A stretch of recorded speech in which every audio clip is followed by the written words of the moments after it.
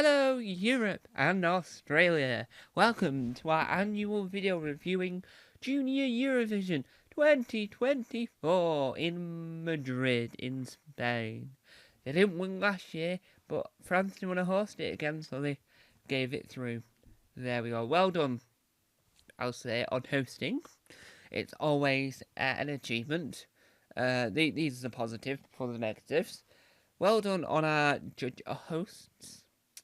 And that's where it ends, right? So I just want to do a disclaimer before we begin. This will contain spoilers for. I'm sorry about that light. Wow, didn't expect it to be that bright. So I do apologise in advance here. So, well, it's more of a disclaimer. So what I am talking about is not, I repeat, not any reflection on the artists. The people that performed, the artists that were performing are brilliant. They're always brilliant. They're never not going to be brilliant. But I'm going to be criticising the song choice, the backing music, because that always upsets me slightly. Some songs might sound better in the recordings. I'm also going to judge everything else, but not the artists themselves, because that you can't judge them. Because this is like Eurovision. When you talk about Eurovision, it's never the artist that's the issue, it's the song that's the issue. The artist would do better with a different song, is what you would think. You wouldn't say, oh, that artist is terrible, unless they're singing out of tune. Unless, and that doesn't happen, because it's Eurovision and Junior Eurovision.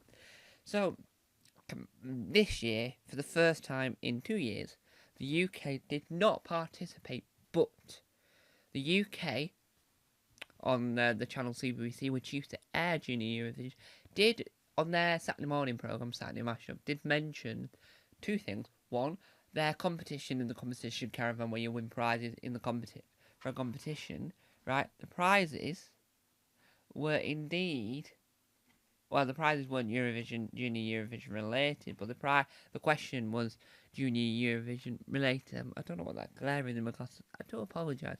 And it's Junior Eurovision question, which was who represented the UK last year, which was Stan Unique.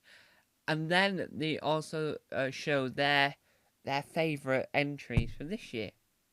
So that's two things, but they never mentioned where to watch it. So I already knew because I googled it, just to confirm that the YouTube works, because that's what I used to use, but then obviously things dramatically change.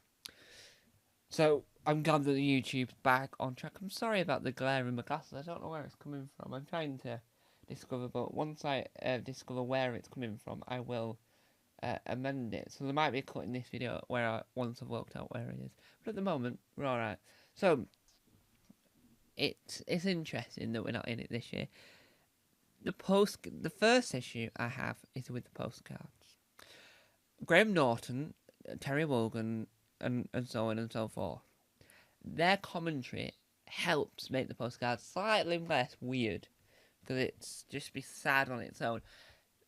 Every other year, the postcards have been alright on their own, without commentary, but sometimes commentary helps, because you learn more about the artist, and you're just not just sat there in silence going, this is weird. But this year, they use artificial intelligence, AI. It was creepy, it was weird, it was unrealistic, and it shouldn't have happened. So the postcards this year were terrible. That is strike number one. Strike number two, it felt really rushed. It felt like we were trying to get to the point of who's won. So there's normally a bit in the middle where, so let's say, I don't know, I'm trying to think of, so their catchphrase, their slogan for it was, let's bloom. So every other year, the artists would get together and go, let's bloom, let's bloom, la la, whatever the tune and the lyrics are for it.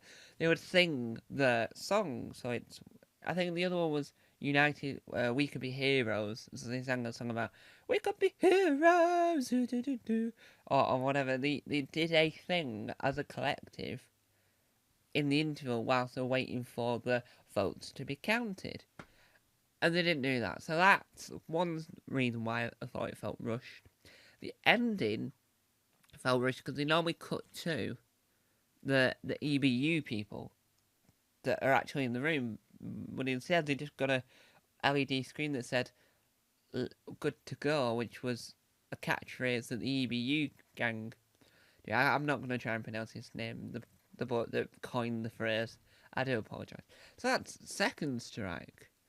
Third strike is that it all just seemed disconnected somehow. I think that Madrid wasn't the best place to do it. Right.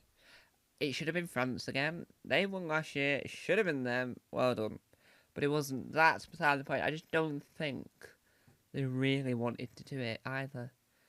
I've got a feeling that this isn't going to last longer, the competition, if it's going this way. Last year, perfectly fine. The year before, perfectly fine. This year, felt slightly rushed. Because they didn't even leave enough time for the winners to sing the song at the end. I'm going to reveal the winner and tell me my opinion on the winner, so it will contain spoilers. Next thing to talk about. Are any songs catchy? What I mean by that is that are the songs terrible in my opinion, but catchy? So you hate the song, but eventually you'll like it because it'll be too catchy enough not to like. So I think Netherlands had a good song.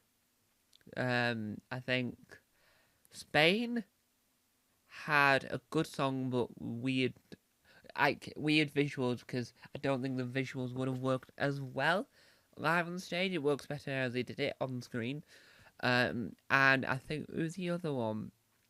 I think they're it. If I can think of another one. Oh, Malta. Sorry, no, not Malta. North Macedonia. That's what I was thinking of. Because North Macedonia, I think they were singing "Run, run, run, run like a marathon." I think that was the lyrics that they chose to go with, I think. And so it was quite interesting, like "run, run, run, run like a marathon." I also like quite Ireland, but again, I just felt like a lot of it was like, "Come on, hurry up, hurry up. Oh, now, now, now, now." And it's like, whoa. They didn't speak to many people in the green room. Weird. They didn't have it. They had an interval act. But the interval act was awful. I'll happily to admit that I wasn't too keen on the interval act. The winner, the way they did the voting this year, the presenting of the votes, in my opinion, was the letdown. So a lot of the time you're watching it going,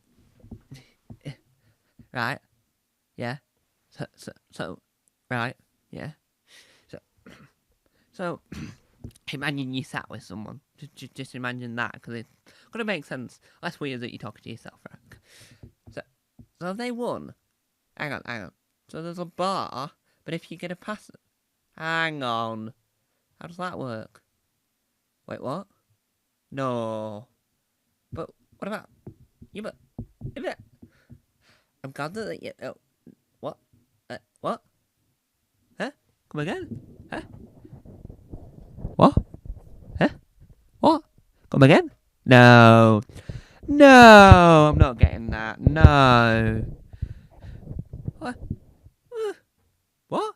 No. And that's what it's like. Because you watch it going, that doesn't make sense. So instead of having the jury going, and our 12 points go to, with all the other points fit in, and it's like in a square, it was down in a line, the words were that way, so you had to lean your head to watch it, and it's like, right, first of all, we'll do all the 1 point, then the 2 point, then the 3, and then we'll get the jury spokesperson out to do the 12, and it's like, well, okay, that doesn't work, that's never how it's gone, ever, and what? No. You're not doing that to me. And it's like, that now makes no sense. So you're leaning your head looking at it going, right, so they've got... And then they end up doing the public vote. And they do that, and that just happens really quickly. It just all happened too fast. I'm going to keep iterating that, right? It was too fast this year. Too fast. And I just think that unless we replicate Eurovision exactly next year, I don't think the competition is going to last. Because it's like, I don't get it. Why do we have to rush? It's like, come on, who's won? What? I just think this year was an error. The song choices weren't as good as last year. The catchy elements weren't there as much. I think the staging was alright. Nothing too much to go on about. The postcards were awful with AI. The interact wasn't great. The voting just rushed. It wasn't even in a succinct order. 1, 2, 3, 4, 5, 6, and then 12, and that just went on and on and on and on and on. It went on, going, I'm not getting this. Why am I what? And when you look at it, everyone else agrees. There was one, and I can't remember who, but someone did a reaction to. That was their reaction to. That's all they've got, and it was like that's the reaction you want for the voting. That image is what I think the voting. What? Really? That's the voting, and it made no sense. But you got to roll with it, shall we say? Next year, hopefully, is better. Obviously, my favourite artist this year, and I'll reiterate it, it's Spain, North Macedonia, the Netherlands, and Ireland were my favourites. The winner was Georgia, and really, I wasn't too impressed. But I think Georgia and Portugal coming second is amazing because they've beaten the winners, the second places for a long time, Armenia and France, because they kept on battling against each other for the last few years. So I'm glad that we've beaten that cycle. I think Georgia was a strong choice, but I think Portugal would have, if I had to say which one was better, Portugal was better than Georgia. Georgia deserves second place, Portugal deserved first. But at the end of the day, they all did really well for being there. They all did really well for getting selected. They all did really well for performing. It's just, I know Portugal wrote their own song. I know Portugal did all that, and that's perfect. That's brilliant. It just wasn't my cup of tea. So these songs, a lot of them weren't my cup of tea, and I think that shows that next year, if the songs are slightly better, we haven't had a stand unique situation where the song sounds better recorded than it did live, or the backing music sounding off. We had none of that this year, but I just feel like the song choice was on the weaker side than it has been ever before. So, what did you think? Did you think Georgia should have won this year's Junior Eurovision? How would you improve Junior Eurovision if you were the head of the delegate? If you were the Georgian spokesperson, the Georgian team that helped create next year's Junior Eurovision, what would you do to improve it? How would you improve it? And how would you help to promote Junior Eurovision so it's more recognised, so that the actual Eurovision, the people that have perfected Eurovision can go, hang on, I need to go over there to help Junior Eurovision to help it stay alive for longer. So, there you have it. That is my review of the 22nd, I think it is, Junior Eurovision Song Contest 2024. Thank you guys for watching. Remember, I will be back with more. I just have to work out the angle I want to go with the channel. Bye!